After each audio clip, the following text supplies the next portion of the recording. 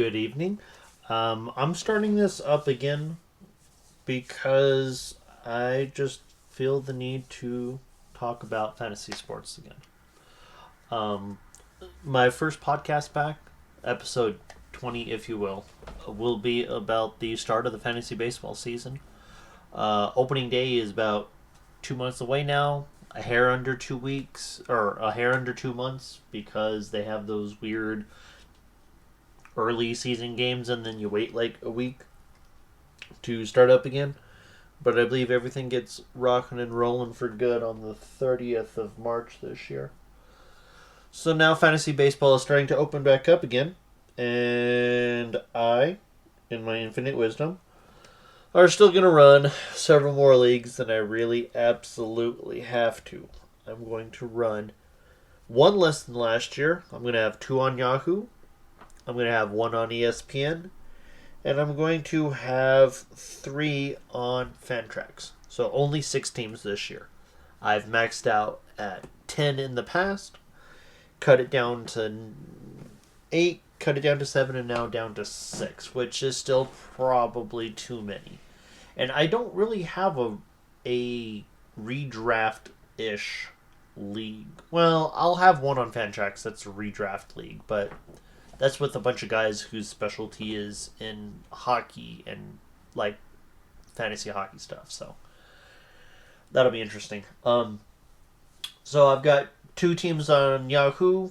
The team I'm dropping this year is my 20-man deep squad, where you're trying to figure out who is this guy that's 30 years old who is now getting 10 at bats this week out of nowhere.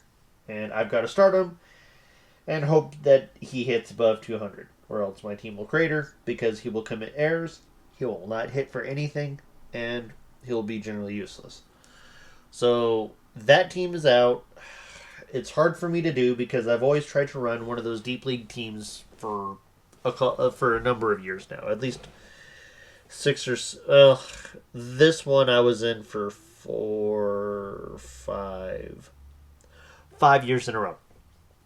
And I just am going to cut it down by one. I think I'm going to find self-restraint this year. Cut down my teams. So, the 2 Yahoo teams that I will run this year are both dynasty teams. One of them will not start up for another 3 weeks. Correction, another 2 weeks. And I will have a roster of that team when it finally comes out, because I don't have access to last year's players. The one that is up right now is in a league called Year 9 Dynasty Keeper. I believe I started when it was Year 6 Dynasty Keeper. So, still trucking along. My team is not particularly good. I've drafted okay, but I've not done well trading or picking people up off of out of free agency. I'm just not as good at baseball right now as I am at hockey. Hockey is kind of where I'm focusing, and therefore I'm slightly better at hockey this year. But the highlights of this team is Shea Langoliers at catcher. I'll have Joey Ortiz at third or short. Jacob Wilson hopefully will be a full-time player this year for, I'm going to call him Oakland, for the Athletics. That should be fun to watch. I'll have Jake McCarthy in whatever role Arizona throws him into. And then a whole bunch of random people, like Yerkes Profar. If he gets a full-time job, halfway decent player this year, but we'll see what happens. And then I've got 3 young prospect guys, other than Wilson, that's going to be in my starting lineup. Or at least on my bench. I'm going to have Ben Rice out of New York. I'm going to have Victor Scott II out of St. Louis. And I'm going to have Drew Romo out of Colorado. Drew Romo, going to cheer for that guy because I watched him here in Albuquerque a number of times. Not really expecting a whole bunch out of him. As for my offensive prospects, I have Matt Shaw out of the Cubs, Tommy Troy out of the Diamondbacks, and Kyle Teal out of now the White Sox. He got traded in that big trade for Garrett Crochet, however the hell you want to pronounce his last name. So I've got a catcher, a second baseman, shortstop, and then a second, third, and short player on my prospect bench right now. I can't wait to see who's available in the draft. I have my eyes on a couple different guys, but I need to see where the draft order is right now, and I don't have access to that information yet. That information won't come out for another day or two because they just opened up the league today, this morning actually, and I think they're supposed to post on our Discord group about what's going on next. So we'll see what happens. My pitchers at the moment, and I've still got more on my players' rights list, but most of those are just relievers that are going to get released anyway. I got Zach Guillen, living in the Southwest. Zach Gallen. Then I got Spencer Schwellenbach from Atlanta. I've got Andrew Abbott from Cincinnati, Mackenzie Gore from Washington, and Ben Lively from Cleveland. All really good starting pitchers. Or at least halfway decent ones. My relievers at the moment are Dylan Lee, Jose Butto, Brandon Little,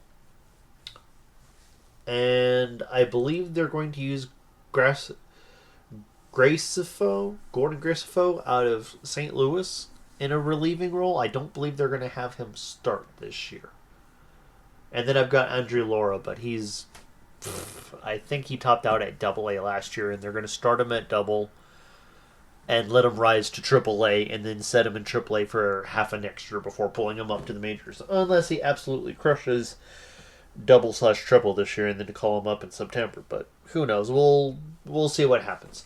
I'll do a deeper dive into a couple of these guys. I'll pick out one or two guys on my bench, a couple of these prospects, and just kind of be like, here's what they did, here's what we're hoping they do upcoming this year. So Fangraphs will be my friend, Baseball Reference will be my friend. We'll just kind of play it by ear to see what goes on. As for my ESPN team, it is not really... It is more a keeper league than a dynasty league.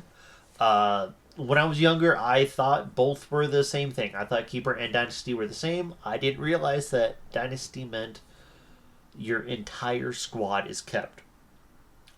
I thought it was only I thought keeper meant everything was kept, and dynasty was just another name for that. Keeper just means you're not keeping your whole team, you're keeping a select amount of players. This one is a keep 9. That league opened up this morning as well. Yes, this one opened up this morning. So I've dropped a whole best of players, and I've got my 9 guys selected, and that they seem pretty obvious, and then there's a couple guys that are fringe, maybe I take instead. I'm going to keep Rafael Devers for my third base. I'm going to keep Ketel Marte for second. I'm going to keep Jarren Duran for my outfield. The guy that I'm on the edge about for my offense is Spencer Steer. I am going to keep him over Jake Cronenworth from San Diego, Nick Gonzalez from Pittsburgh, Xavier Edwards from Miami, Brandon Nimmo from the Mets, who is a very close second for me, Jake McCarthy from Arizona, who I believe I can still pick up in the 14th or 15th round, Pete Crow Armstrong, I still might have a chance at him later, Victor Robles from Seattle, who actually has some decent ratio stats, and Parker Meadows from Detroit. All halfway decent options for a mid-season team. Brandon Nimmo is the only one that I would consider versus Spencer Steer. ESPN projections has Nimmo ahead by 15 runs. He has him ahead by 1 home run. He is back by 8 RBIs and backed by 14 stolen bases. Nemo is ahead by 5 points on average and another 18 points on OPS. But I don't know. I think Nemo I can find again, but Steer would get taken. That's it for my offense. For my pitching, I have 1, 2, 3, 4, 5, 6, 7, 8. I've got 9 pitchers, 8 starters, 1 reliever. Of those guys, I'm going to take 5. I've got Garrett Cole, Framber Valdez, Tanner Huock, Logan Webb, and Zach Gallen that I'm going to keep on this squad. That is Yankees, Astros, Red Sox, Giants, and Diamondbacks. My other options are Nick Pivetta, who has not signed yet.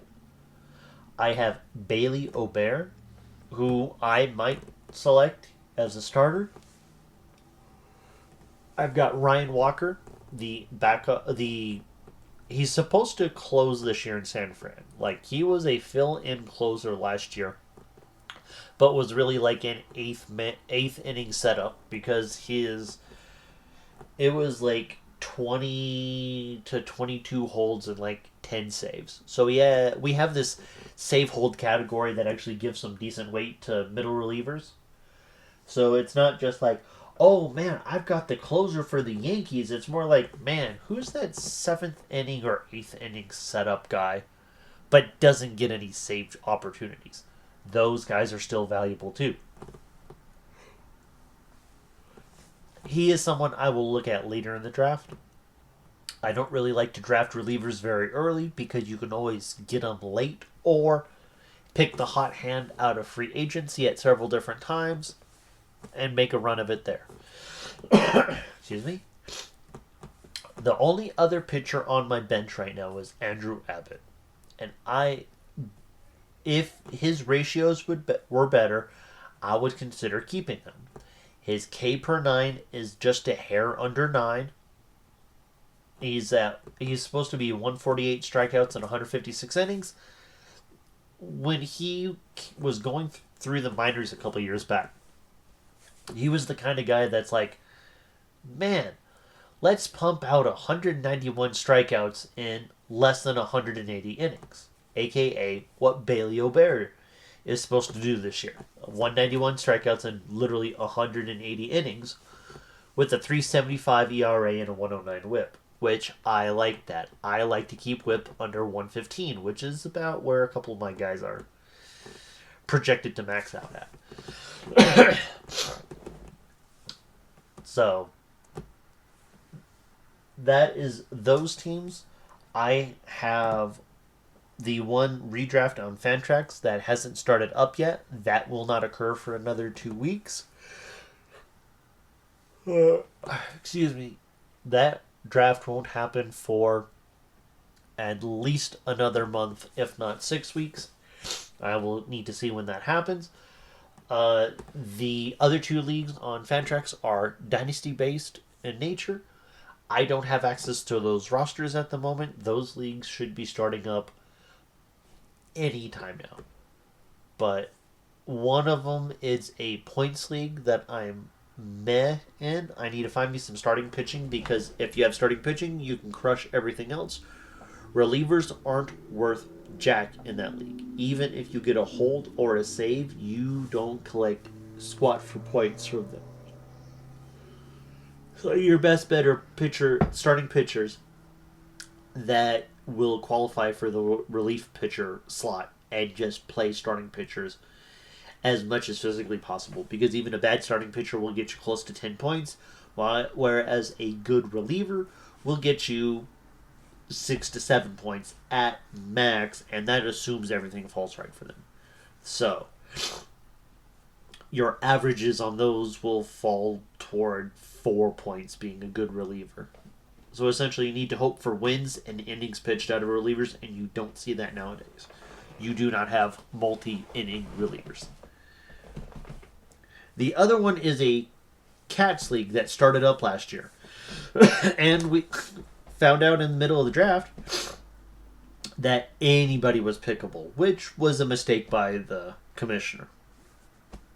I'm going to play by the rules. There were people that picked guys out of high school that shouldn't have been picked, that later did get dropped. We also had all the Japanese pitchers available that were in there. I missed Sasaki. That's the big catch by the Dodgers this year. I didn't pick him up because I thought he was still 3 years away from getting posted. So all my Japanese pitchers and one or two hitters are all like mid late 20s based guys. So I have that one to worry about. But those will come on a later update. Once my keepers are officially selected, I'll check back in on the ESPN league. Once my draft order gets sorted out, I will check back in on the one Yahoo league, and then once the other one gets activated, I'll check back in on that one. Later on, I am going to do a podcast based on the picks I make at the casino. We have had sports books here in Albuquerque or in New Mexico for about a year and a half now, maybe 2 years. I know I've been placing bets for about 13 months now, since the Christmas party we had, not this past year, but the year before. Because it was held right next to the casino, so I was able to walk over, go to the sports book, and just kind of chill in there. So I'm going to have some betting-based episodes. I'm going to have a baseball-based episode, and I'm going to have at least one hockey-based episode, if not two. But we'll just kind of see how my Monday nights roll. I might just make one Sunday night, use some projections to help out where I am, and then maybe give a quick 2-minute update, like on a Monday evening or whatever. Hey, my team ended up finishing. I was right, I was wrong, or whatever. So we'll see what happens. I'm ready to start this up again and see if I can make another 15 episode dash and make this work again. All right. Thank you very much and have a great one.